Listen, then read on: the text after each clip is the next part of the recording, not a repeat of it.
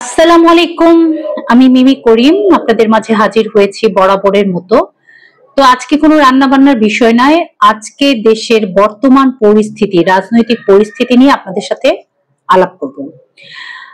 আপনারা জানেন গতকাল না, আগামীকাল 13ই নভেম্বর, এবং এই 13ই নভেম্বর ঘিরে সারা দেশের মানুষের মধ্যে বিশাল একটা কৌতূহল বিরাজ করছে এবং বিশাল একটা আতঙ্ক বিরাজ করছে। কারণ আগামীকাল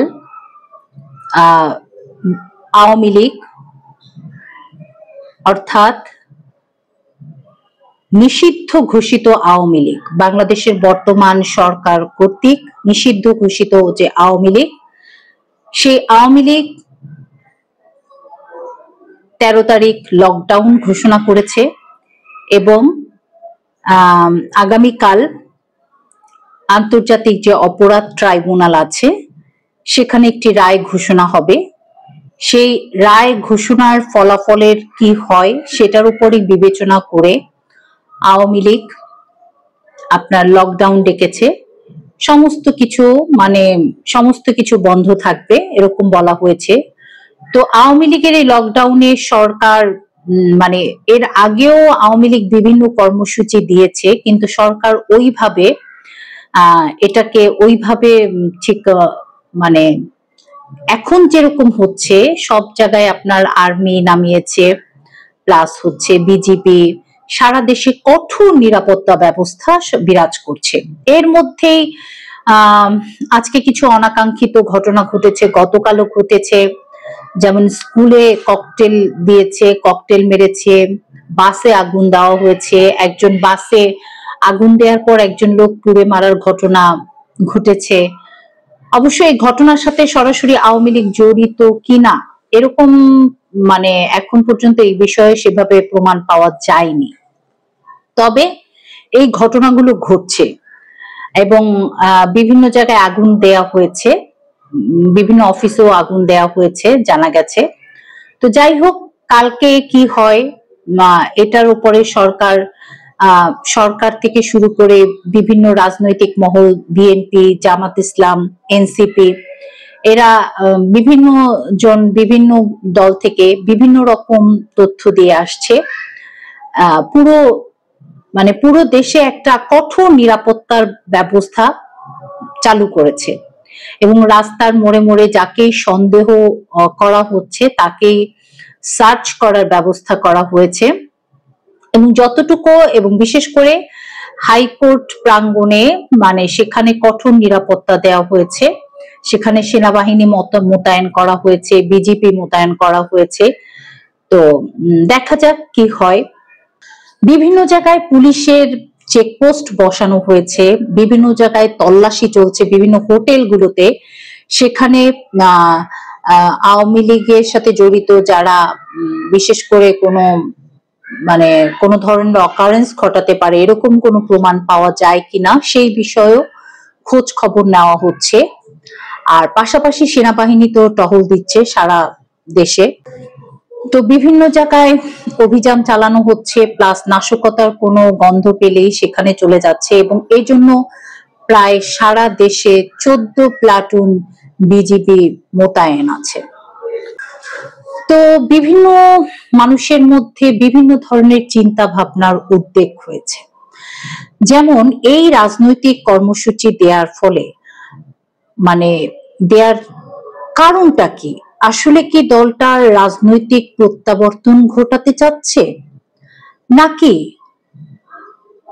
আওয়ামী লীগের শক্তি কতটুকু সেটা জানান দেওয়ার জন্যই এই ধরনের 13ই নভেম্বরের আয়োজন করা হয়েছে? আসল কারণটা কি? আসলে কি হতে যাচ্ছে 13ই নভেম্বর? আসলে কি ভয়াবহ কিছু ঘটবে, না সবকিছু নিরাপদে মানুষ সুন্দরভাবে চলাচল করতে পারবে বা বসবাস করতে পারবে?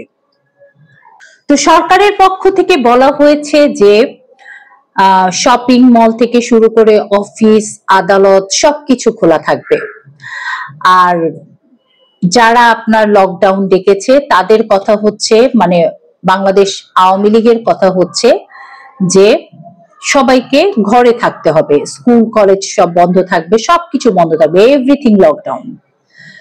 কিন্তু সরকারের পক্ষ থেকে বলা হয়েছে এই লকডাউন প্রতিহত করার জন্য যা যা করা লাগে সরকার সেই চেষ্টা করবে, এবং সব জায়গায় যেন পরিস্থিতি মানে কোনো খারাপ পরিস্থিতি সৃষ্টি না হয়, এর জন্য যত ধরনের আইন শৃঙ্খলা রক্ষাকারী বাহিনী আছে সব বাহিনীকে সরকার মোতায়েন করেছে দেশের পরিস্থিতি ঠিক রাখার জন্য, মানুষের নিরাপত্তা দেওয়ার জন্য, এবং মানুষ যাতে তার কাজগুলো ঠিক মতো করতে পারে সেই জন্য। তাহলে তাহলে তাহলে একটা জিনিস আমরা মানে চিন্তা করতে পারি, আসলে কি আওয়ামী লীগের এই লকডাউন সফল হবে? তো কালই দেখা যাবে 13ই নভেম্বর আসলে আওয়ামী লীগ কি করতে পারছে আর সরকার এটাকে কিভাবে প্রতিহত করছে। আর এদেশের এবং আরো শোনা যাচ্ছে রাজপথে অন্যান্য যে রাজনৈতিক দলগুলো বিএনপি জামাত এরাও রাজপথে থাকবে এই লকডাউনকে প্রতিহত করার জন্য। তবে এই 13ই নভেম্বরকে ঘিরে শুধু বাংলাদেশের যে গণমাধ্যমগুলো আছে সেগুলো নয়, আন্তর্জাতিক গণমাধ্যম বিশেষ করে ভারতীয় যে গণমাধ্যমগুলো আছে এই 13 নভেম্বরের দিকে বিশেষভাবে নজর দিচ্ছে যে আসলে 13ই নভেম্বর কিভাবে মানে কি হতে যাচ্ছে। প্লাস ভারতীয় যে ইউটিউব চ্যানেলগুলো আছে সেগুলো 13ই নভেম্বরকে ঘিরে বিভিন্ন ধরনের সংবাদ প্রচার করছে। তবে এই যে ককটেল বিস্ফোরণ এবং বাসে আগুন দেওয়া, অনেক মানুষের মধ্যে এই ধরনের মানে আলোচনা হচ্ছে যে আওয়ামী লীগ নাকি ভাড়াটে গুন্ডা দিয়ে এই ঘটনাগুলো ঘটাচ্ছে। যদিও এই ব্যাপারে এখনো সঠিক প্রমাণপত্র পাওয়া যায়নি, তবে এই আলোচনা এখন চাউল যে যত জায়গায় যত অকারেন্স হচ্ছে এগুলো আওয়ামী লীগ ঘটাচ্ছে।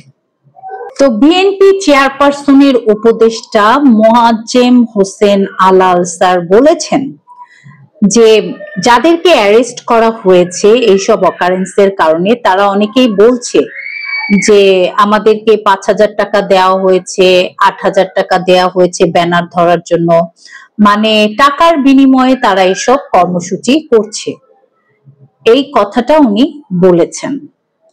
অর্থাৎ উনি বলতে চাচ্ছেন যে আওয়ামী লীগ ভাড়াটে লোকজন, উনি বলেছেন এই কথা যে আওয়ামী লীগ ভাড়াটে লোকজনকে দিয়ে এসব করিয়ে তাদেরকে জীবন মৃত্যুর সন্ধিক্ষণে দাঁড় করিয়ে দিয়ে, এবং উনি আরো বলেছেন যে আওয়ামী লীগ জনকল্যাণমুখী কাজ করেছেন, গত দীর্ঘ 1.5 যুগেও সেটা আওয়ামী লীগ দেখাতে পারেনি, মানে দেশের জন্য তারা কি কি ভালো কাজ করেছে এরকম কিছুই দেখাতে পারেনি। এবং এই 13 তারিখের ঘটনাকে কেন্দ্র করে পুলিশ প্রায় 6 শতাধিক নেতাকর্মীকে আটক করেছে আওয়ামী লীগের। এখন আমাদেরকে অপেক্ষা করতে হবে, যেহেতু সমস্ত রাজনৈতিক দল 13ই নভেম্বর মাঠে থাকবে, আওয়ামী লীগ কিভাবে এইটাকে মোকাবেলা করবে সেটাই এখন দেখার পালা। তো আজকে এই পর্যন্তই, সবাই ভালো থাকবেন, যে যেখানে থাকবেন সাবধানে থাকবেন। আমরা সবাই দেশকে ভালোবাসি, দেশের মানুষকে ভালোবাসি, আমরা সব সময় দেশের ভালোর জন্য যা হয় সেটাই প্রত্যাশা করি।